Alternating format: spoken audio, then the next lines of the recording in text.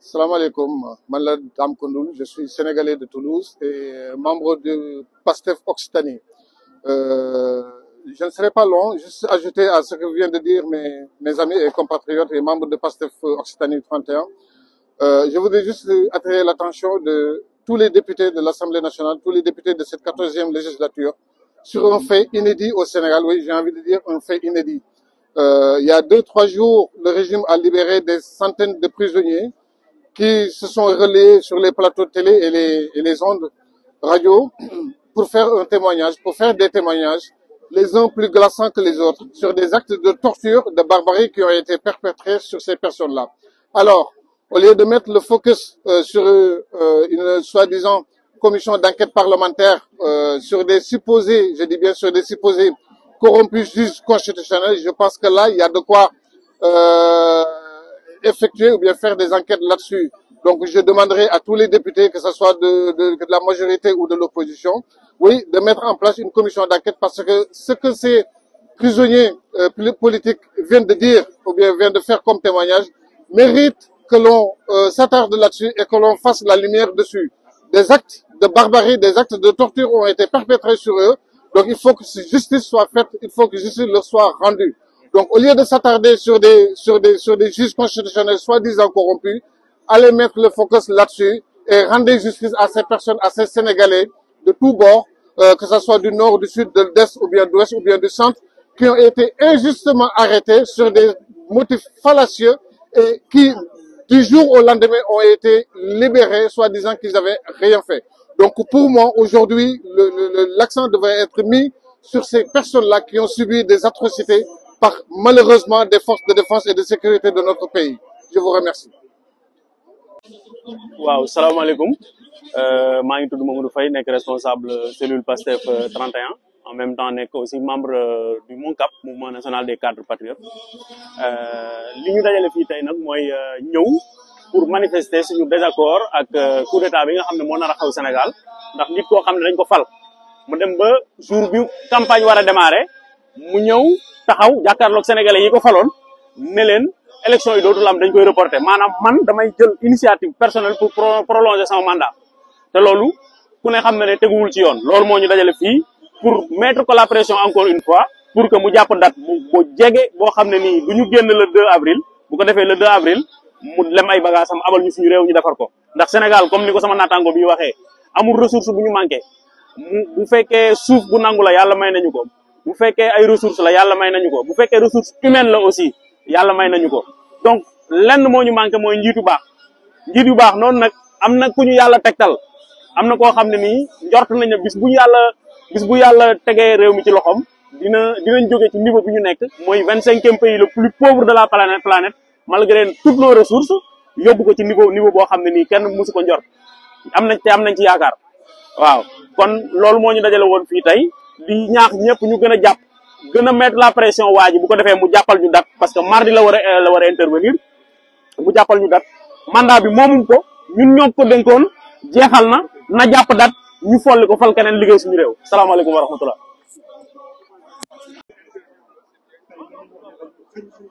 waaw salaamaaleykum man la OS Ousseynou Seck premier représentant premier militant de PASTEF ici à Toulouse et activiste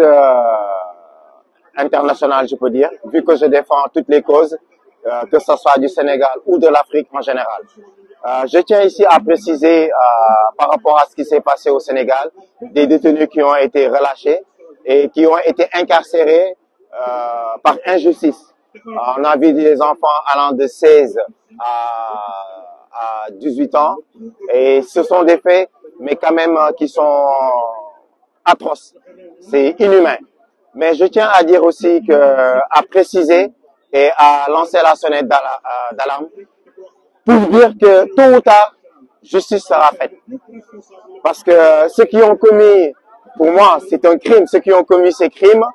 c'est tout simplement sous la complicité de ce régime criminel de Macky Sall. Et justice sera faite.